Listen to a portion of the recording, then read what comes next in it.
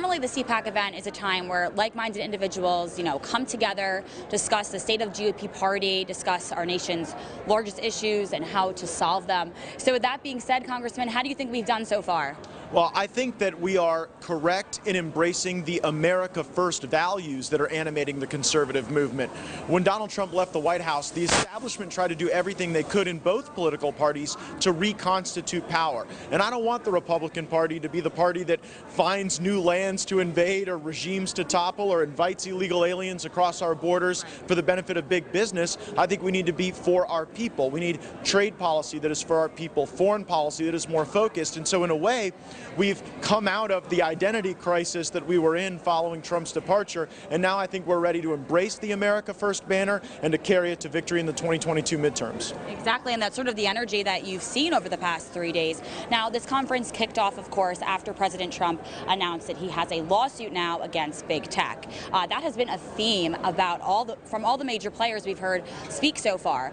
The theme of taking down big tech, it was really the center of a lot of these speeches. How do you think the crowd has reacted so far to that lawsuit? And Congressman, what kind of momentum do you think that we can actually gain for an effort like that? Well, I don't want to sue big tech. I want to break up big tech. And it's easy for Republicans to talk tough on tech, but I want more of them to join me and Ken Buck in sponsoring the legislation that would force the breakup of Facebook, Amazon, Apple, and Google.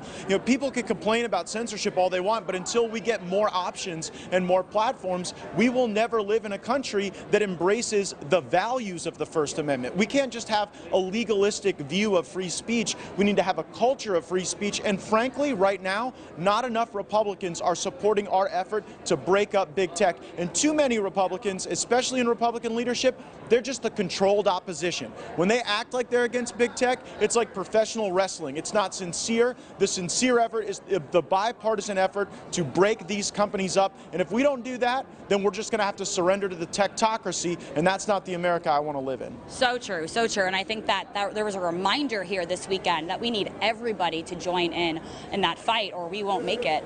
Now, besides from this conference, from the events actually alone, these speeches, being that we have social media now, they will reach tens of thousands, even millions of the younger generation. So aside from the actual event itself, do you think there's actually some call to action that's inspired out of this? Again, especially for that younger generation that we're trying to reach. Well, the number one question I get is, so what do I do? We have activists that are here that understand this is not the time to diminish our patriotism. We have to work harder than ever before.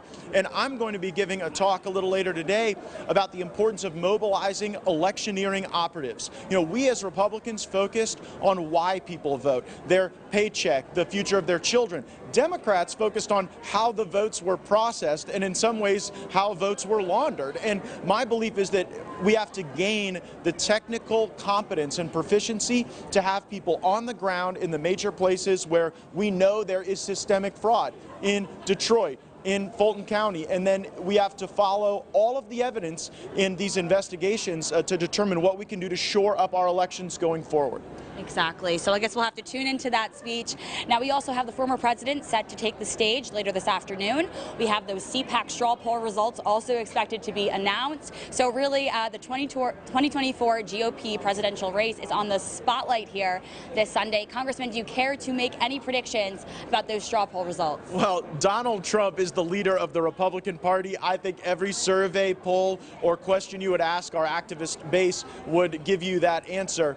I want Donald Trump back in the White House in 2024, but I am not a patient man. And so I intend to nominate Donald Trump for Speaker of the House of Representatives if we take the majority in 2022. And just wouldn't that be delightful? Donald Trump walking in as Speaker of the House to the Oval Office asking Joe Biden what he's doing behind his desk. And, I think that, it's no knock on our current leadership, but I think that there is a galvanizing element to Trump specifically. And as you've covered this event, you see it and you feel it. Today has a different energy than the last few days because our leader is here to call us to, I think, productive, positive action for the benefit of our country. And if Donald Trump were Speaker of the House, we would be in the best position to put him back in the White House. Well, if there was any question whether Donald Trump is still the leader of that GOP party, I think that question ended right here. This is definitely Trump country. Congressman, thank you so much and good luck. Thank you.